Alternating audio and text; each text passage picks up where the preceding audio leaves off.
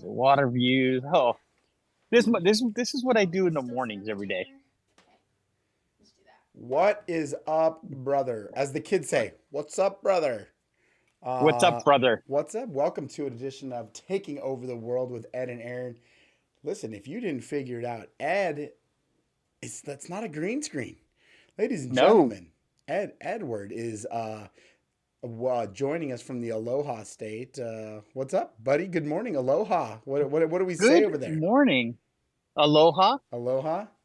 Yes, Has, we definitely say aloha every day. has any And has anybody been like blowing on like the conch shell or anything to wake you guys up? Like, what's the oh deal? no, not to wake us up, but definitely at the luau they were blowing on it to let us in. Ooh, at the Lua. Hey, listen, did you put on a grass skirt and then hit the ooh, ah, ooh, They, you know what? I ah? didn't find one out here, but I was getting ready. But Mm-hmm. I did do that. Okay. Okay. I did a luau. All We right. did do the hula lessons. Okay. I So, did ukulele lessons. oh, is that like the little banjo thing, like the little The guitar? little guitar. Yep, we Okay. did ukulele lessons. So please We tell me, are learned how you to gonna? make You're not like bringing one back and like gonna start playing it in the office like in the morning, are you? no. I don't want to I don't want to come into the office every morning and you sit in the chair playing the ukulele or blowing the conch shell or something, dude. No, it's not gonna happen yet. But Oh, it may. But yet. Oh, that's scary. so look at what I found as my inspiration. Uh Hopefully you can see it. We are taking a look. Oh, look at this guy. Yo, have a day. You went the sleeve tattoo. Okay. Listen, bro. I think you just go all in and I mean, what's the length on that thing? How long does one of those tattoos last these days? Well, this is the henna one. Right? So it's gonna last about 2 weeks. Um, Dang. but I want to get a real one. Um, Oh, you got the bug? I've always wanted one, but Okay. I've never really found what really called out to me, Okay. like that I really wanted. And the sea turtle here with the tribal, because it's a unique, different tribal, is just sick, dude. Listen. First of all, okay, tattoos. I think I said I want a full sleeve, but I want it for like about like 2 years, 3 years. I want the full sleeve, but I also feel like if you go full sleeve, like I'm gonna have to obviously go to the gym because I feel like you can't have a full sleeve and not be like jacked. And if I go full sleeve, like I gotta be jacked. But listen, I'm on board with this. However, if you get a sea turtle, I would like it to be like full like Aquaman style. I want you with a sea turtle. I want you riding the sea turtle with like a freaking trident or something. You know, like holding our logo in one hand, a trident in the other, and then just surfing a sea turtle. Then I think you're just straight I baller. you know what? I do want to go, and it was funny because I was talking to my son. I was talking to Brandon, right? Because we all got hennas out here because he's been wanting tattoos forever, Uh-huh. and so have I. Um, so we were getting and we are talking. He's like, "Dad, but you work with the public. What about tattoos?" I'm like, "Look, I mean, they're a lot more acceptable now than they were back in my day Oh, for sure. when I was younger. But I have an advantage. I can wear a long sleeve shirt and nobody will see them. I like it.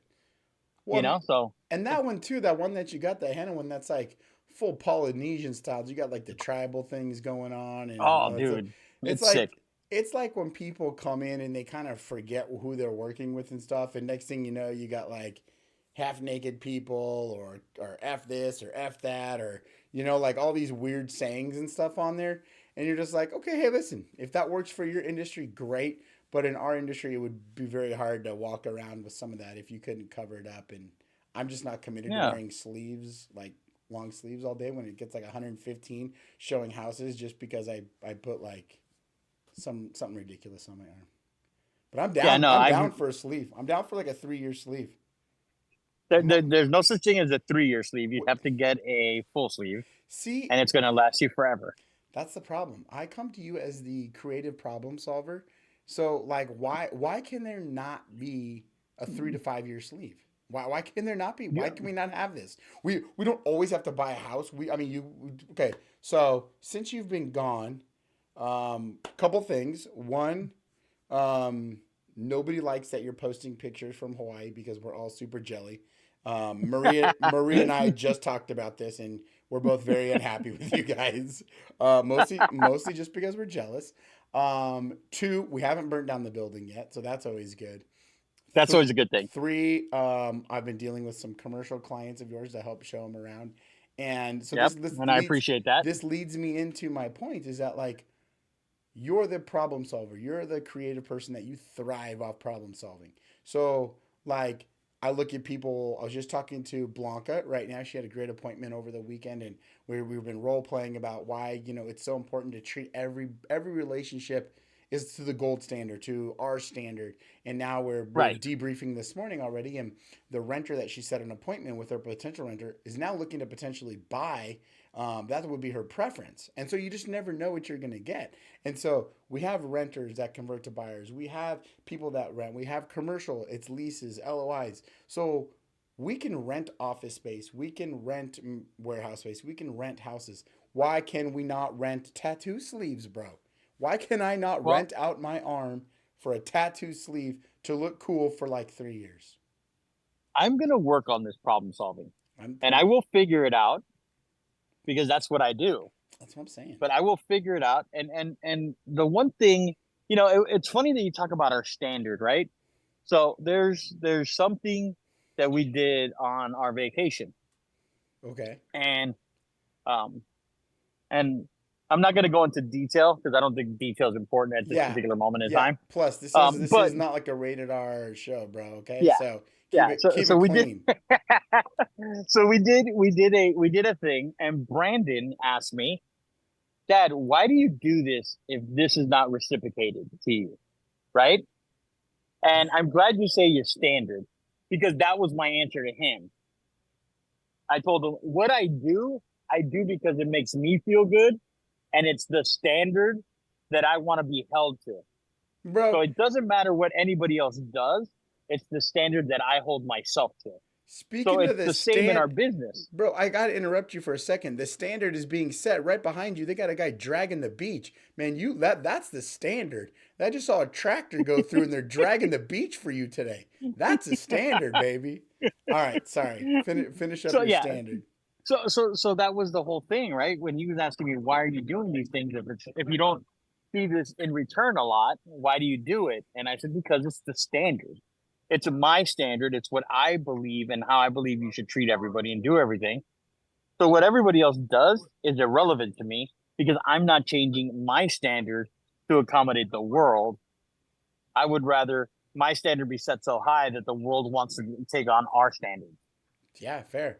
No, So it same in business, right? We want to set a standard that people want to do business like us and with us versus we're going to adjust and be mediocre just because that's what everybody else is doing.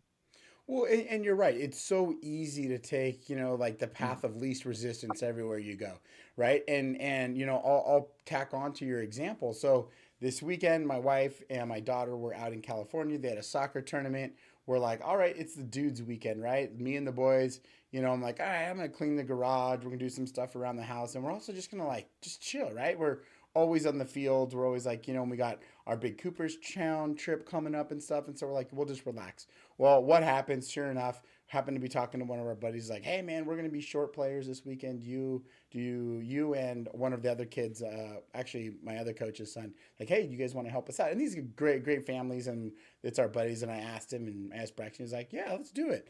So he went out and when I started talking to him, and guest playing is always that situation, right? It's like you have the opportunity just to kind of mail it in. It's not your normal team. You can just go there, go through the motions. And I was like, listen, here's the deal. You know what the standards are is that if you go help them out and play with them, is that you need to treat it like you are part of that team. You listen to the coaches. I don't care what position you play, what you bat. You're probably going to bat last. You should bat last because it's not your team.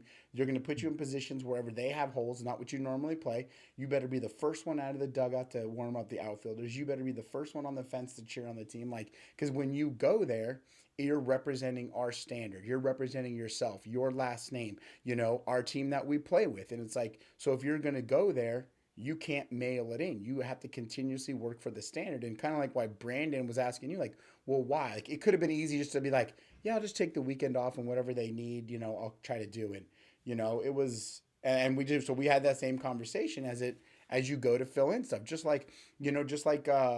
Of course, whenever you leave town, somebody comes in or needs a showing or a contract has to be written or whatever. And so you asked me to take care of show some commercial clients, right? And I'm like, okay, I'm trying to go there. Obviously, this is not the world that I live in. I'm familiar with commercial. I've done my own leases for my other businesses, but it's like I tried to make sure that I was setting this standard where I could have just been like, "Hey, man, I don't know. I'll ask Ed, and when he gets back, I know you're working with him. Blah blah blah." And but it's like everything is the standard, and I think that's kind of the theme of the week. Is don't compromise. Don't change that. And that's the whole thing, right? When you join an organization or you join a team or you join something, it's what is that team's standard? What is what do they consider their bar of excellence and what they want to do? And that's kind of where we want to set the bar, right? We want to set it at we have a standard. We want to make sure that all clients are taken care of. We want to make sure that you have everything you need and that we're doing exactly what we need to do for you, right? Right. And notice how I say for you, because everything is for the client. It's not for us, right? If right now is not the right time for you, then it's not the right time for you. Right. If maybe we need to wait 6 months or we need to wait a year, you need to wait 2 years. It is what it is. I had a client now. I was on a group text with the client, the builder for a new build that we're in contract with, and they said, "Hey, don't forget you're meeting the uh, the contractor that's going to break ground on your site today at the location. We'll see you here." And right away, I sent him a message. I'm like, "Hey," obviously, I start my message with "Aloha, aloha" instead of "Good morning," I got right? a tough travel day. Yeah, I was like, "Aloha," but I can't make it today. I'm so sorry I can't be there. Now my clients understand. They knew we were in Hawaii this week because they were Right. in Hawaii last week. So we both knew that they were traveling, that I was traveling, and they're like, no problem. Like, please take pictures. So I want to feel like I'm part of it because I don't want to miss the experience that you guys are going through. Right. Because that's the standard. I would if I was in town, I would normally be there. But unfortunately, I can't. So we have to do it another way. But they've all text back already, like, "Hey, don't worry about it. Enjoy your vacation. We'll take a bunch of pictures for you." Because that's the standard, right? We don't like to be and do business with just, "Hey, I'm going to sell you a property, or I'm going to sell you a business, or I'm going to lease you a property, or rent you a home, and that's going to be the end of our conversation." We want to build a standard where we're talking to you consistently and helping you out throughout the life of you, your kids, your family members, your friends, whoever we can. Yeah, and I think that goes back to it's that most people Here's my want. buddy again. Oh, dude, look at this dude living. Dude, your beach living when they got a tractor out there dragging and grooming the sand for you today, boy. That is Well, beach they living. they knew they knew I was going to be out here, so But okay, all I so gotta say. so this goes to examples of standards, and you talk about obviously whatever beach you're at. I'm sure it's there's hotels around. I'm sure it's a public beach. I don't know if it's tied to the Well, hold property on. or. This is the hotel we're at, Oh, okay, guy. the Hilton Okay. Grand Vacation. Dude, there's like, yeah, a sea turtle behind you, dude. Man, dude, how close have you gotten to a sea turtle since you've been there, Dude, I'm probably realistically about 10 feet away, um, dude? underwater snorkeling. Nice. Yeah. Did you feel like Aquaman when you were down there, like with your goggles on and your snorkel? Did you feel like you were the king of the underworld? Yes. Nice. Were you at any So point scared that a shark was going to eat you? no, I at some Really? point I had FOMO because I wanted to go swimming with the sharks, and we That's didn't dumb. this trip. No, that's dumb. That's not a good idea. you no, leave the sharks alone. Like let them swim where they want to, and then you swim where the sea turtles are.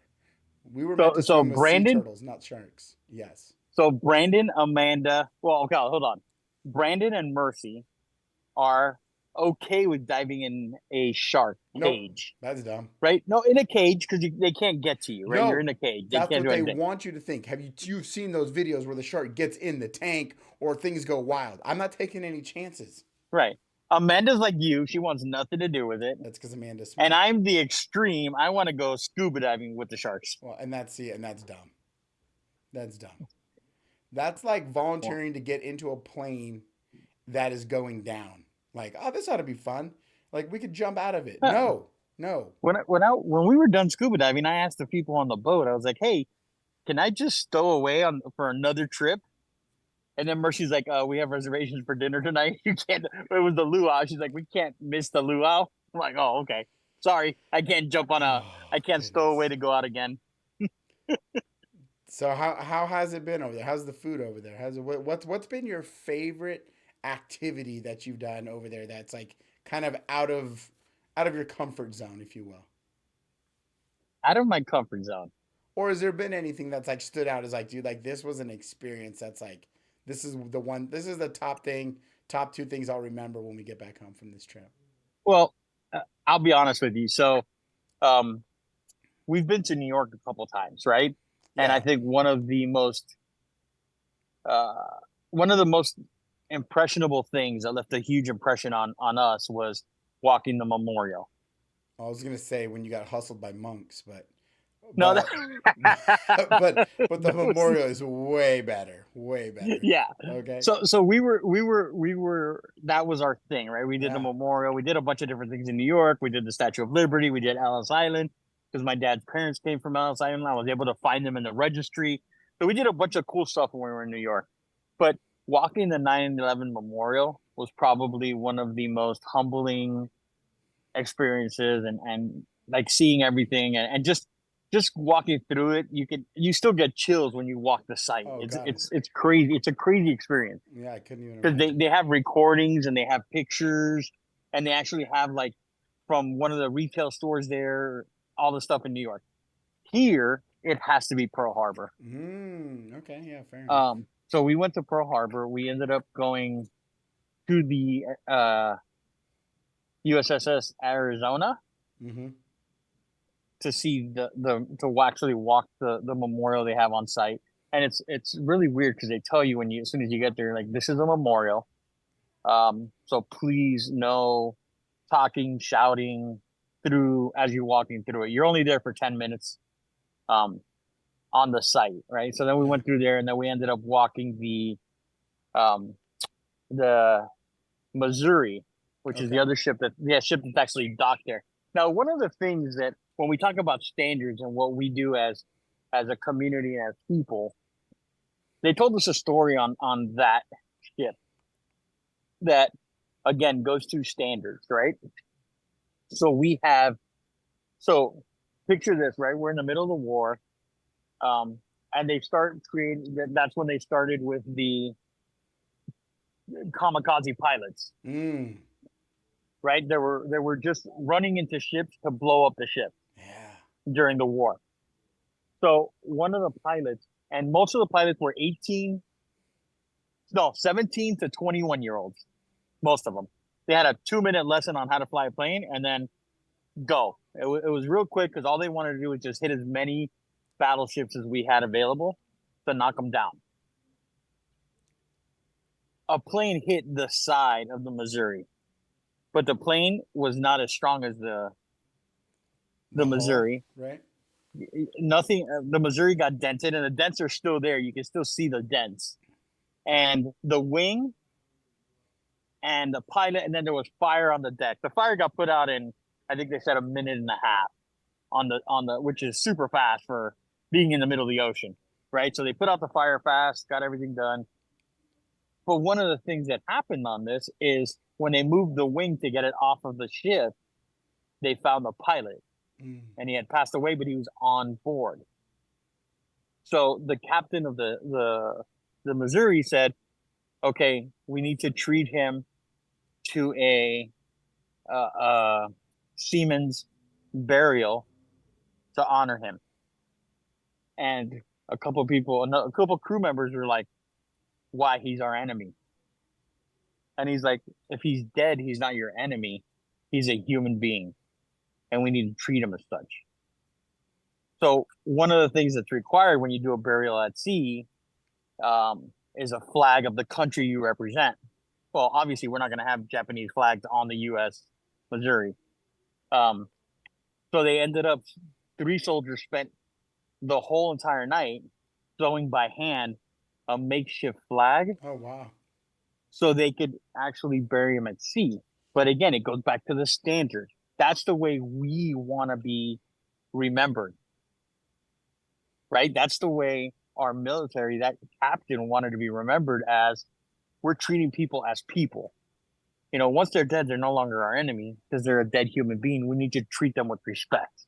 Yeah, that's And wild. and they actually ended up getting like his family members probably 5-10 years ago, I think. His surviving, great grandkids or whatever were actually on the ship and were sobbing when they heard and saw the pictures of how he was treated Dude, that's wild. because they would not expect that to be treated that way because Right. that's not the way we were supposed to do things. Oh, for sure. I mean, it makes sense, and So, you can totally understand that. yep. So I would say that experience of walking the ship, listening to the stories of how things were. Um, my son Brandon was like, he's 21, so he was like, wow, they were younger than me, and that's what they were doing. Um, it was humbling. It was humbling. It was really cool. Um, but other than that, that was a very cool experience. I would recommend if you come out to Hawaii, you have to do that. But other than that, it's been amazing. Going snorkeling, we went up to the tour guide took us by uh, the only royal palace in the United States. Mm.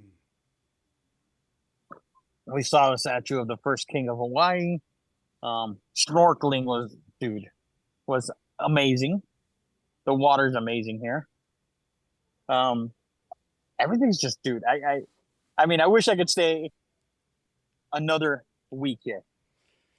Dude, that's wild. All of a sudden I feel like my weekend was worthless as these guys are doing burials at sea and kamikaze pilots, and we're like, we played 6 baseball games in 3 days. Like I feel like less of a person, dude. No, what a cool story, and I mean, you hear stories about that kind of stuff all the time, and it's wild that I mean, you have this guy was obviously trained in 2 minutes to do as much damage to the ship as possible and kill as many people as possible.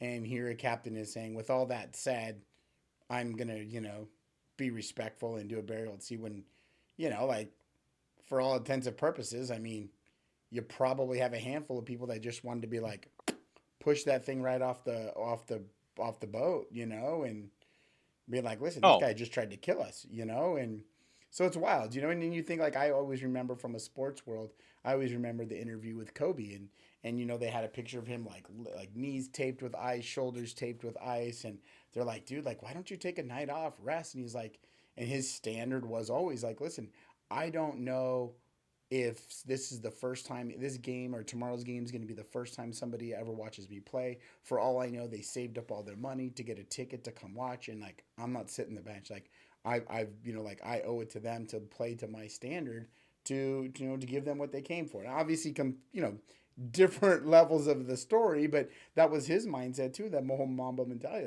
like work hard, grind, put it all out there, and play as if every game, like you're playing for the first time in front of these people, and that's wild. I remember well, I've only been to Hawaii once. It was when Andy and I first started dating. We went out with the ASU football team when her dad was a coach, and I think the biggest thing I remember is we went surfing on the North Shore.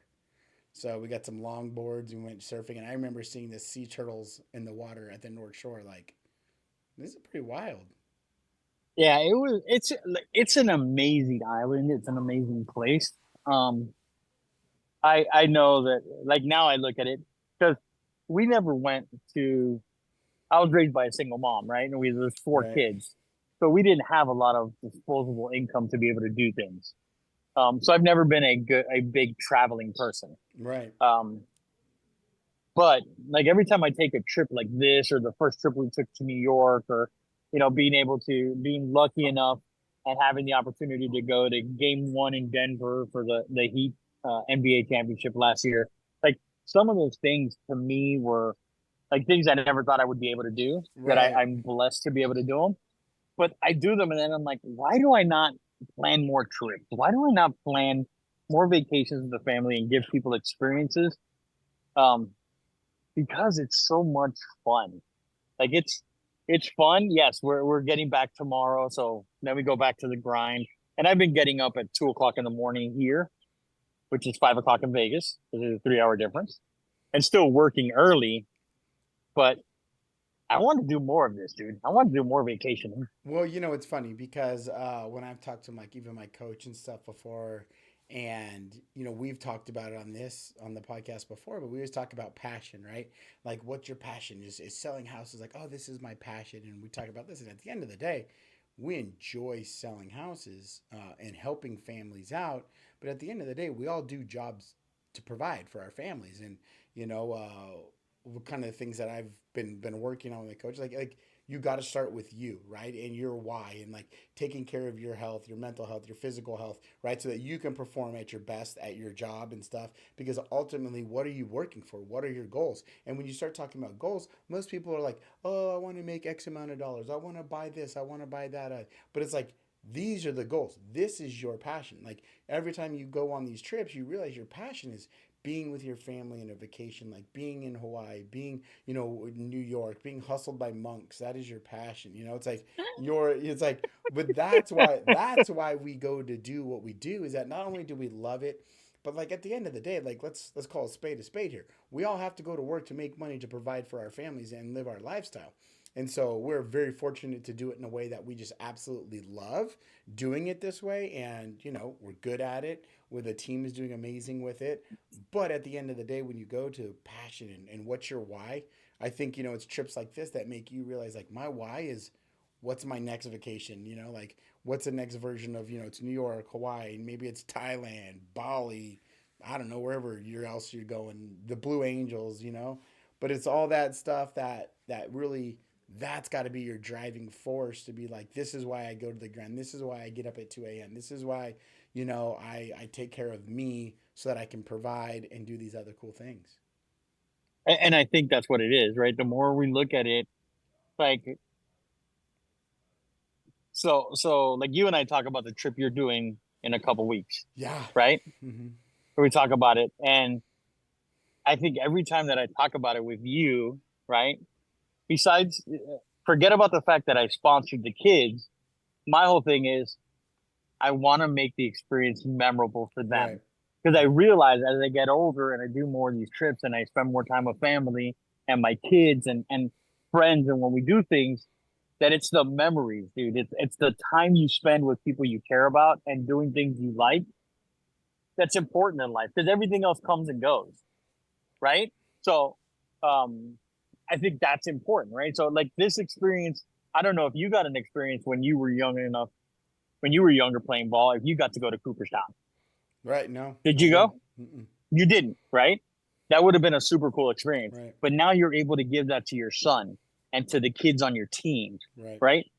That's something that they'll be 50 years old talking to their friends, right? And they'll be like, hey, I remember when I went to Cooperstown and we did this, this, and this, or this is what we got when we went. And it's just one of those things that you never forget. And I Yeah. think that that's what the standard is, right? We again go back to standard. The standard is you work really hard, Bueller. he gets what they need. Yeah. We're back. We're back. Well, We had a small little yep, technical glitch there, but that's hey, fine. listen, that's what happens when you're sucking back mai tais and pina coladas and riding sea turtles over there. But and I'm just gonna finish it off today with experience, right? And that's what we pride ourselves on, giving our clients an experience, right? Like when you start to buy a house and you're spending 100,000, 500,000, 900,000, 9.5 million, it's the experience. It's the experience we take our clients through from beginning to end that can be memorable, can be, if not done right, can be, people think, look back and be like, this was the worst experience ever. Or and you hear that, you hear like, oh, how was your home buying experience? Like, oh, this was awesome, they took care of you. Or like, all right, the worst experience, real estate agents suck. It's like, but that's because nobody created the experience, which we try to make sure that we go above and beyond for the experience. And even this weekend. So my little guy's been just just begging me to go. When he gets an idea in his head, he's all in until we do it, right? And it's been golf, golf, golf, golf. He's like, yeah, let's go up to the PGA store, and it was like Friday or Saturday. It might have been Fridays. I'm like, all right, whatever, let's go up there. And he's just hitting balls in there, and right, he's 8 years old. He's hitting balls, and this older gentleman comes up to him, and obviously he works there, and he starts to talk to us a little bit, and just as we are, we always talking to somebody, introduce myself, and we get going, and he's working with Beckham a little bit. He starts hitting with him a little bit, and he's like, "Oh man, you only got like 2 minutes left on this machine because they have like three little bays where you can go hit balls. And it's inside, so it's nice, it's cool, right?" She's like, "Come over here." And so he takes Beckham into this like the big monster private like fitting area where this guy apparently he's like the head of the fitting golf club fitting zone. And so he takes him in there. He's got him hooked up to computers and on this big simulator, and he's giving him different golf clubs to hit. He's showing him computer stuff, and like Beckham is just like geeking out at 8 years old, thinking it's just like unbelievable, right? And so Right. we left thinking, I was like, man, that was a really cool experience that guy did for my son, right? And Beckham went home, and that's all he could talk about. And I was like, well, why if that's all you can talk about, why don't you write him a letter and tell him thank you? So he spent like the next half hour, he wrote this guy a letter, he drew him a picture, and so then on Sunday, so then Saturday he did the dishes in all the kitchen, right? And it was a man's weekend, so the dishes were starting to pile up. Right. And he's like, "Dad, I did all the dishes. Do you think since I did them all, you could take me back up to the store so I could give this guy's name was Mill this letter I wrote for him and picture I drew?" I'm like, "Absolutely, bud." So we go up there Sunday, and the guy happens to be walking up with some clients that he would just finished up, and Beckham goes like running up to him and hands him this handwritten letter in front of these people, and like the people were like, "Oh my god, this is so cool," and like you could see like he was even the guy was getting emotional and stuff. He's like, nobody's ever like like nobody's ever gone that extra mile. And we talk about the experience, the standard of how we Right. operate. And this guy went out of his way to give Beckham an experience. And so Beckham returned the favor by giving this guy in return an experience that nobody's given him a handwritten letter from an 8 year old with a picture of him and thanking him for spending time with him. And so then he comes back. He's like, we were hitting again and we got our hitting. They didn't charge us for the hitting that day. And then they also like he brought him over like some Gatorade and some snacks and talked to him a little bit and stuff. So it's just the whole thing. Like you said, it just goes back to today. I think it's just the standard, creating experiences, with your family and why we work and do the work that we do to help people, provide the experience, but to also be able to provide, ourselves and our families the experiences like, you're giving them today. And like you said, like Cooperstown in a couple weeks for the boys. So it's awesome, man. Like the guy dragging the beach for you. He's creating the Yep. experience for you today. So, question: did you videotape any of that experience? Dude, got it all, baby. Oh, that's Nice. that's right. That's right where The mine king of the content. king of content was in full effect. Dude, I've got pictures, I've got video, I've got them like walking down the thing, dude. So yeah, I'm gonna start cutting that up and because it was a really cool experience and it was and he'll always remember that. Right. So it was cool, man. All right, brother. So I will see you tomorrow. No, in 2 days when I'm back in the office. Um, until then, mahalo. Oh, mahalo, brother. Yeah. Hey, I want that. I want to see some more henna by the time we get back. All right, we'll get more. I want a All piece. right, I want a piece on your chest of you riding a sea turtle with a trident in the house. there you All right. Tell everybody we go. said We'll work on hi. that. All All right. right, same See ya. there. All right, later. Later.